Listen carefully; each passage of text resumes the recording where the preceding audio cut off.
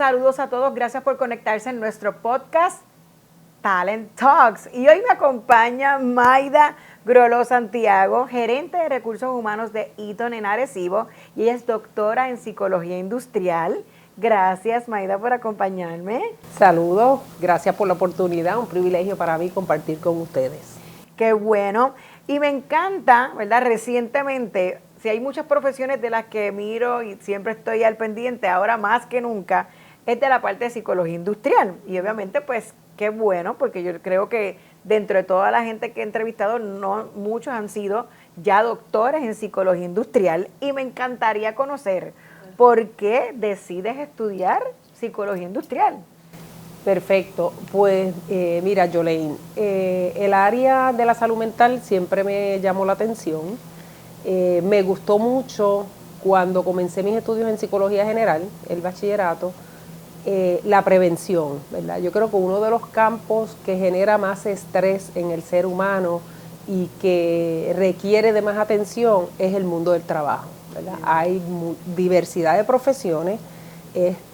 Sabemos las transformaciones que han ocurrido, ¿verdad?, en el mundo laboral, y hoy más que nunca yo creo que la profesión de la psicología industrial organizacional, los profesionales de consejería son súper necesarios, ¿verdad? Son una profesión que ayuda a neutralizar y a facilitar el que la gente pueda manejar estas presiones, ¿verdad? Y a la misma vez lograr que las organizaciones logren sus objetivos de negocio, ¿verdad? Para la sustentabilidad, que es lo que queremos, particularmente hablando de Puerto Rico, ¿verdad? Que es algo bien importante. Así que eso es lo que me motiva. Y cuando entonces decides, empiezas psicología industrial, psicología, maestría en psicología industrial y luego en doctorado. Correcto. ¿Y ya habías entrado entonces a trabajar en recursos humanos? Claro que sí. Yo había comenzado en diferentes proyectos de consultoría, firmas de consultoría como trainer. Ajá. Así que ahí me voy enamorando del campo y de las organizaciones, y tuve entonces la oportunidad de comenzar una experiencia laboral ya como gerente de adiestramiento y desarrollo en Merck para ese entonces, ¿verdad? Así que eso me abrió un campo bien amplio, porque me permitió entonces conocer las organizaciones desde adentro, ¿ves? Y eso pues empezó a ser, ¿verdad?, parte de ese desarrollo profesional que fue súper importante y relevante para mí en estos momentos, ¿verdad? Y a dónde me ha llevado. Y entonces ahora siendo psicóloga, que es obviamente que una de las cosas que me encanta, y entrando en recursos humanos, ¿cuánto añade ese conocimiento científico de poder ver ahora a la gente, pero mirándolo desde ese análisis que hablabas al principio, que fue lo que te motivó a estudiar psicología industrial? Excelente pregunta. Yo creo que el proceso, el área de recursos humanos, ¿verdad? Tú puedes verlo desde una perspectiva táctica, donde manejamos compensación, manejamos las investigaciones de relaciones con el empleado, manejamos la planificación de lo que es la fuerza de trabajo, ¿verdad?, para lograr negocios. Pero este otro componente de cómo desarrollamos el liderazgo, de cómo la organización maneja y se adapta a los diferentes eventos y situaciones que ocurren en el mundo, es lo que entonces complementa la profesión. Es bien excitante, pero también bien retante, ¿verdad? Porque muchas veces en la organización tú tienes que balancear el aspecto táctico, ¿verdad? Hay que cumplir con X o Y reportes de headcount o X o Y reportes en compensación, y también entonces balancearlo, ¿verdad?, con este otro aspecto que es el del desarrollo, el manejo de talento, el que la organización logre sus objetivos, ¿verdad? El viabilizar y estabilizar, ¿verdad?, las organizaciones, los procesos de cambio que se dan en la organización.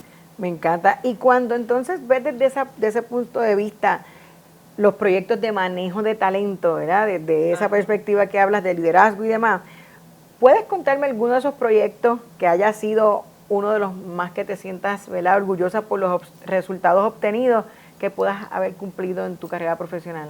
Pues mira, he tenido varios, ¿verdad?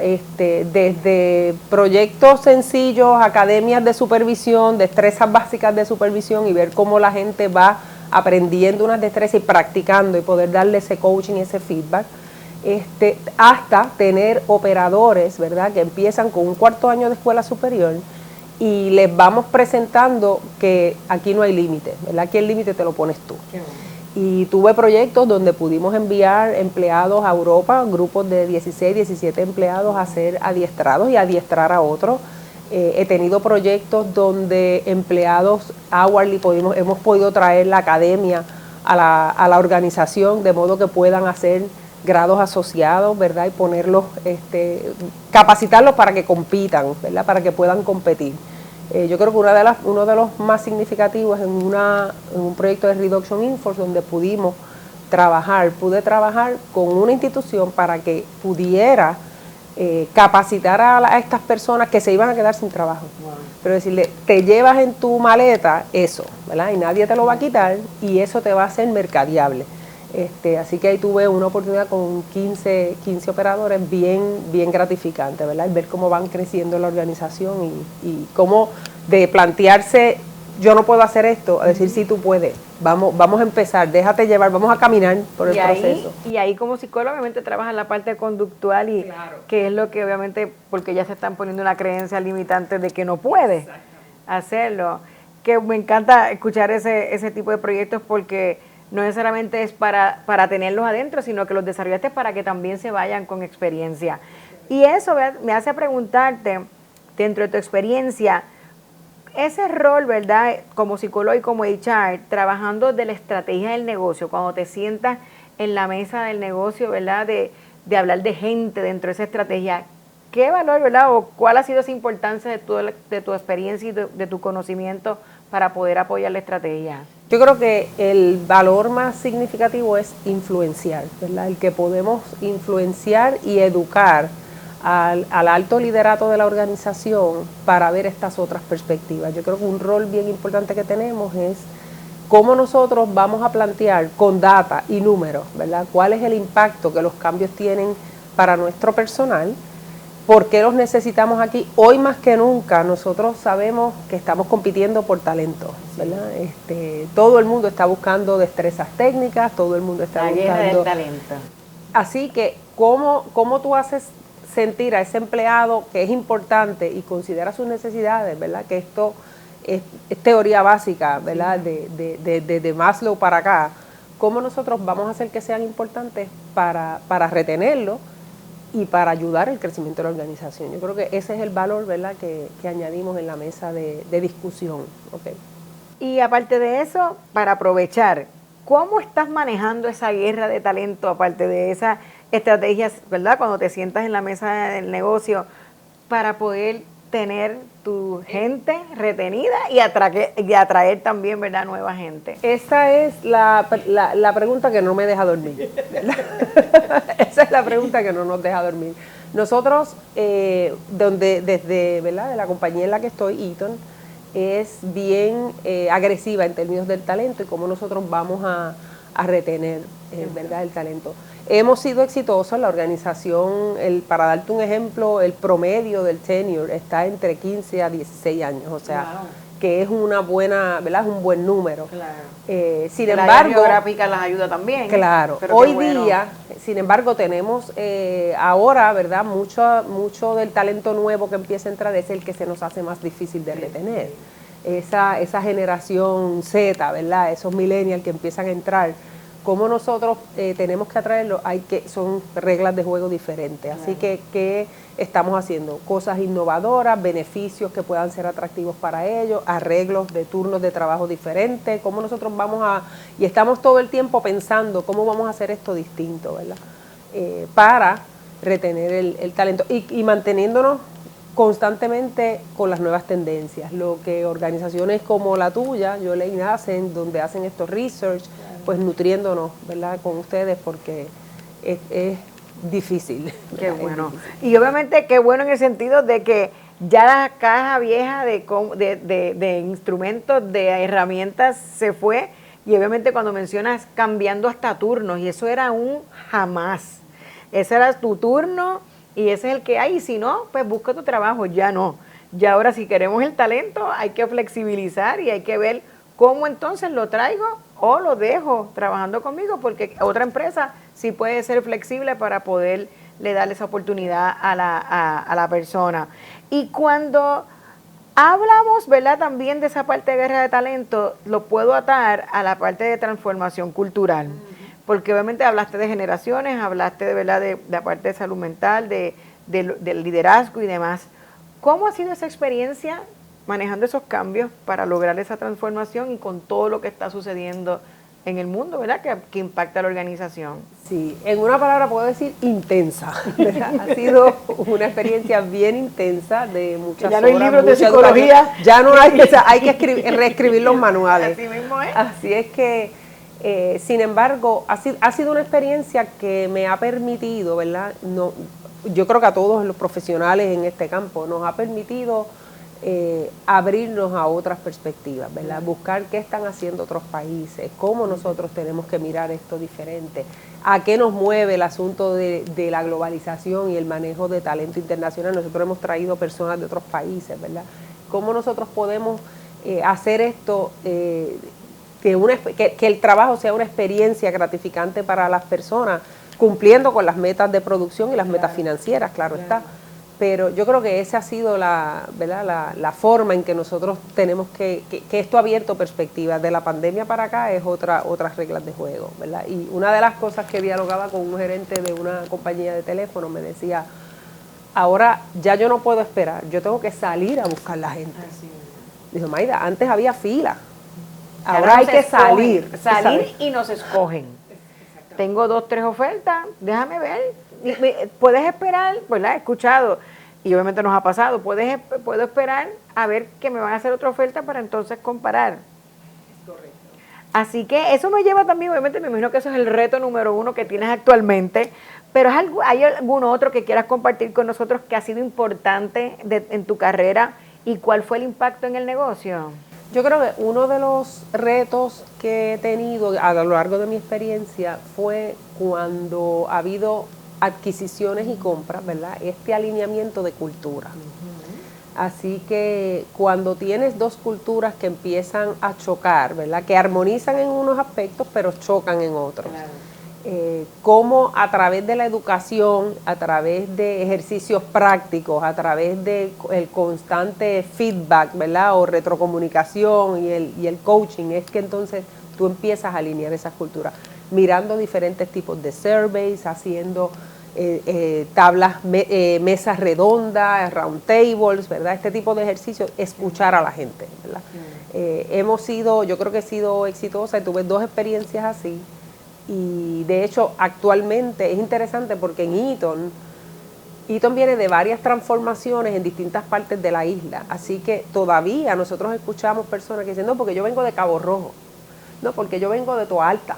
Entonces ahí, incluso internamente, siendo la misma cultura, wow, el regionalismo de los pueblos hace una diferencia y la gente lo ve así que, y eso todavía permea, wow, ¿verdad? Y es una organización de más de 30 años, o sea que cuando vemos estos retos, cómo ir adaptando a la gente, ¿verdad? Esos nuevos procesos, pues es un reto y ahora mismo nosotros, por lo menos en el último Employee Survey, subimos sobre 10 puntos de engagement, estamos en un 80%, donde eso fue un buen logro. Venimos de ¿verdad? Después de la pandemia, claro, donde pues las actividades de empleados, todo ese tipo de cosas se redujo significativamente y hemos logrado retomar, ¿verdad? Eso, yo creo que el liderato ha sido clave, la gerencia ha apoyado todas estas iniciativas, porque eso es algo, en todos estos proyectos de transformación cultural, si no tenemos el buy-in de los líderes, no vamos a ser exitosos, ¿verdad? Y eso va a ser bien difícil. Te iba a comentar que obviamente podrás tener todas las estrategias, toda esa parte de manejo, ¿verdad? Del talento, pero como líder, ¿verdad?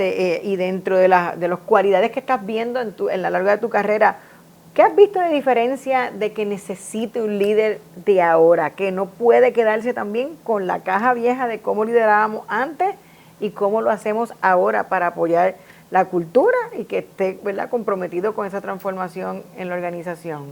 Sí, de varios de los jefes que he tenido, ¿verdad? El feedback reciente es, yo cogía clases de psicología y esto era para mí aburridísimo, son ingenieros, técnicos, esto. Hoy día yo creo que eso es lo más importante, wow. Hoy día esto es fundamental para poder guiar a la gente, conocer la conducta de la gente, el comportamiento, cómo piensan, qué les motiva, qué no les motiva, qué les mueve el piso, ¿verdad? Y eso, ¿verdad?, es esencial para poder lograr estos procesos de cambio. El que nos preocupemos por entender más al personal, por escuchar, claro, es lo que hace la diferencia. Así que yo creo que eso es una cualidad que los líderes deben perseguir, ¿verdad? Educarse en eso, en ese campo. No hay que ser experto, es escuchar a la gente, ¿verdad? Cómo escuchamos y ese nivel de empatía, ¿verdad? Y a la vez cómo podemos influenciar para lograr las metas de la organización. Y con tu equipo, Mayda, ¿cómo ha sido, verdad, como cabeza de ahora mismo de un departamento que está constantemente en ese reto, que son tus brazos extendidos, ¿verdad?, dentro del impacto que hagan en la organización?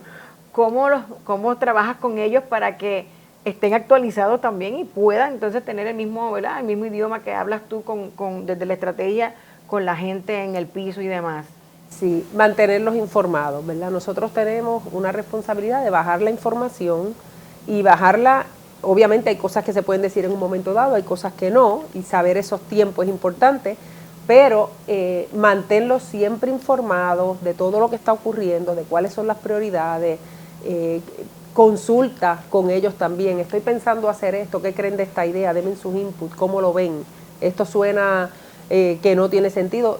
Siéntanse cómodos en darme el feedback, ¿verdad? Yo creo que ese proceso ha hecho una diferencia en mi equipo de trabajo. Y le he recibido el feedback, ¿verdad? He recibido el feedback tanto de ellos directamente como de gerentes peers que dicen ella ha hecho una diferencia en términos de esa comunicación, de abrir esos canales de comunicación, y es algo de lo que, ¿verdad?, me siento bien orgullosa y pienso que es lo que tenemos que promover. Y te escucho y es básicamente siempre el elemento número uno de cuando voy a una organización que empecemos a hablar, la comunicación, que es fundamental en todos los procesos. Y obviamente, pero vemos que las generaciones necesariamente se quieren comunicar, pero si nosotros lo perdemos, ellos lo pierden también, pero si nosotros lo fomentamos, ellos lo pueden fomentar también. ¿Cuál es tu opinión de cómo ves el futuro del talento y del manejo del talento, ¿verdad?, dentro de una nueva generación que se está insertando, ¿verdad?, completamente, porque ya los millennials están grandecitos ya, sí. Ahora los nuevos, ¿verdad?, que están entrando. ¿Cómo ves ese manejo del talento al futuro? Yo creo que en ruta al futuro nosotros tenemos que empezar a prepararnos ahora, ¿verdad? El ser exitosos en el futuro implica una preparación desde ya, ¿verdad? Si no lo estamos haciendo así, estamos tarde. Así que, ¿y qué implica esa preparación? Desde mi punto de vista es insertarnos en las instituciones, entiéndase, por ejemplo, académicas. Una de las cosas que estamos tratando de hacer nosotros y que nos ha rendido fruto, ¿verdad?, y estamos empezando en ese proceso, es tener estas alianzas con las academias, traer educadores acá, nosotros ir a educar y enseñar lo que hace IRON en este caso, qué hacemos, qué son los breakers, ¿verdad?, industriales, y empezar a educar, ¿verdad?, de darle esa visibilidad y que vean que hay opciones. Instituciones sin fines de lucro. Tengo la oportunidad de estar en una de las instituciones en Puerto Rico que apoya las carreras de STEM en féminas, y cuando empiezo este proceso con ellos me dicen, yo no tenía nadie de la electrónica, porque siempre hemos pensado en Puerto Rico, en farmacéutica, en medical device, ¿verdad?, en ese tipo de industria que es buenísima. Claro, yo trabajé muchos años en eso, es buenísima, pero este es otro mundo y necesitamos féminas aquí, ¿verdad? Así es que me dijo la directora del programa, yo no sabía que eso se hacía en Puerto Rico. Wow. Entonces, esto es un mercado nuevo que tenemos que nosotros empezar, ¿verdad? Claro. Es el cómo nosotros vamos a crear a posicionar la organización ahí, y este es otro campo para carreras de STEM. Así que esa es otra, ¿verdad?, otra avenida, es posicionarnos con estas organizaciones.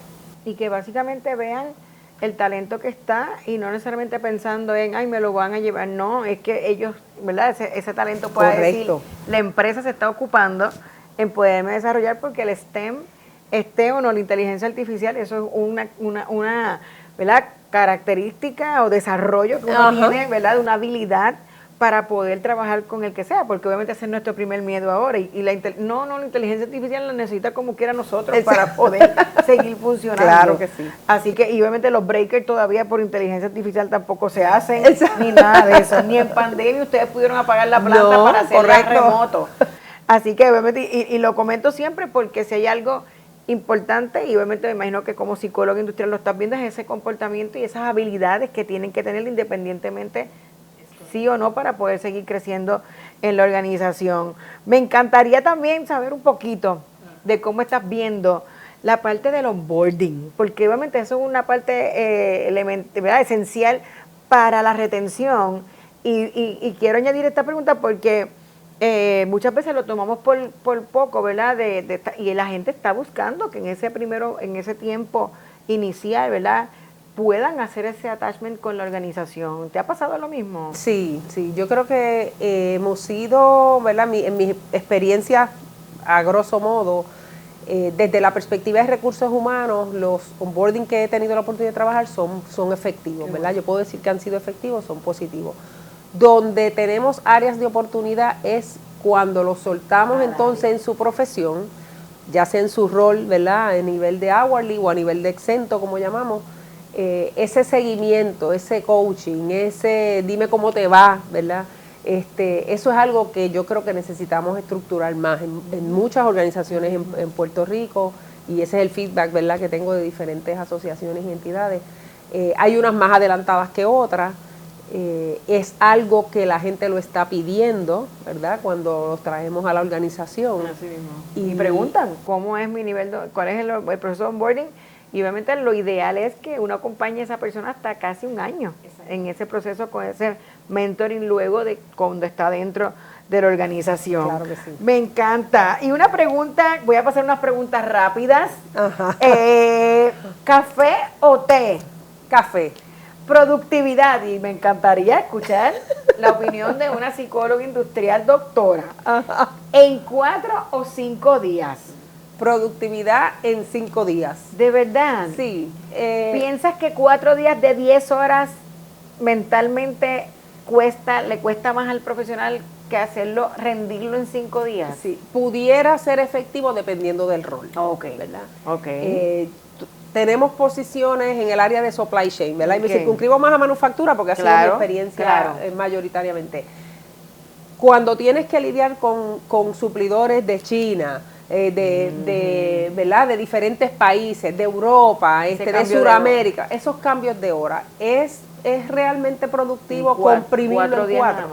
Por eso es que pienso, si el roles. rol, Ese es bueno. ¿verdad?, hay que mirarlo, ¿verdad? Ok. Pero como roles humano administrativos y como ser humano, o sea, tenemos la capacidad de hacerlo en 4 días, 40 horas. Y se ha aprobado, ¿verdad? Okay. Se ha aprobado, ahí se ha hecho, pero yo lo llevaría, ¿verdad?, a ese contexto. Híbrido, presencial o virtual, y me refiero a adiestramiento, el trabajo en general. Yo prefiero presencial, ¿verdad? Completo. A mí me gusta este proceso de mirarte a la cara, de ver el body language, de poder ir más allá, ¿verdad?, de leer todo lo que es el comportamiento humano, Claro. Desde la perspectiva presencial.